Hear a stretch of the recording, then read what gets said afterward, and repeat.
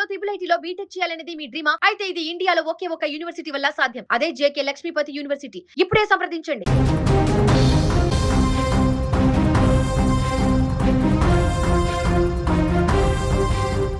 America కలలు కంటూ సరిహద్దులు దాటిన వలసదారులకు యుఎస్ అధికారులు గట్టి షాక్ ఇచ్చారు. అక్కడ చట్టవిరుద్ధంగా నివసిస్తూ పెద్ద పెద్ద కమర్షియల్ ట్రక్కులు నడుపుతున్న ముఠాల ఆట కట్టించారు.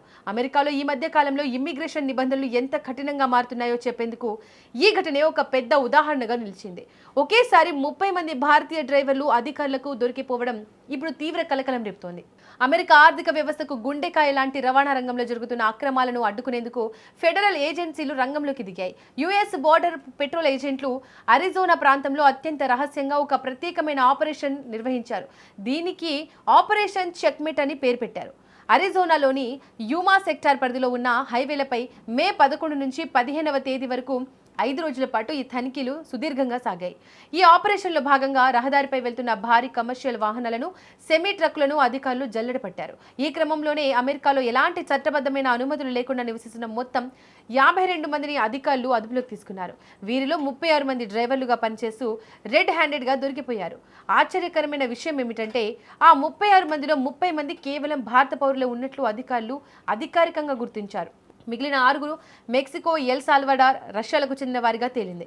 రోడ్లపై తిరిగే పెద్ద పెద్ద వాణిజ్య వాహనాలను అక్రమ వలసదారులు నడపడం వల్ల ప్రజా భద్రతకు తీవ్ర ముప్పు వాటిల్లుతుందని US customs and border protection విభాగం స్పష్టం చేసింది. ఇమ్మిగ్రేషన్ చట్టాలను పక్కాగా అమలు చేయడం కోసమే ఈ ప్రత్యేక దాడులు చేసినట్లు ఒక ప్రకటనలో వెల్లడించింది. దేశ రవాణా వ్యవస్థలో నిబంధనల ఉల్లంఘనలను ఏమాత్రం సహించబోమని అధికారులు హెచ్చరించారు.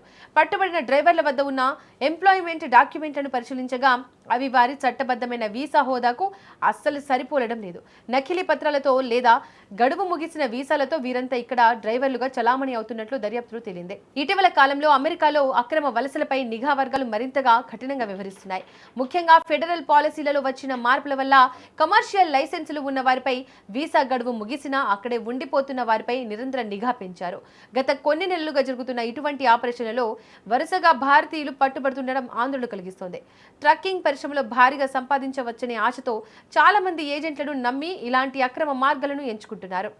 ప్రస్తుతం అధికారుల అదుపులో ఉన్న 30 మంది భారతీయులను ఫెడరల్ చట్టాల ప్రకారం అమెరికా నుంచి డిపోర్ట్ చేయడానికి అధికారులు అన్ని ఏర్పాట్లు పూర్తి చేస్తున్నారు. చట్టపరమైన ప్రక్రియ ముగిసిన వెంటనే వీరందరినీ భారతదేశానికి తిరిగి పంపించి వేయనున్నారు. భద్రతా కారణాల దృష్ట్యా అరెస్ట్ అయిన వారి పేర్లను, వారు అసలు అమెరికా సరిహద్దుల్లోకి ఎలా ప్రవేశించారనే పూర్తి వివరాలను అధికారులు ఇంకా గోప్యంగానే ఉంచారు. దేశంలోని హైవేలను సురక్షితంగా ఉంచడానికి బోర్డర్ పెట్రోల్తో పాటు స్థానిక పోలీస్ ఏజెన్సీలు కూడా కలిసి పనిచేస్తున్నాయి. రాబోయే రోజుల్లో ఈ తనిఖీలను మరిన్ని రాష్ట్రాలకు విస్తరిస్తామని అధికారులు సంకేతాలు ఇచ్చారు. చట్టాలను ఉల్లంఘిస్తే ఎంతటి వారైనా సరే స్వదేశానికి పంపించేస్తామని అమెరికా ఇమ్మిగ్రేషన్ అధికారులు ఈ చర్య ద్వారా గట్టి సందేశాన్ని పంపారు.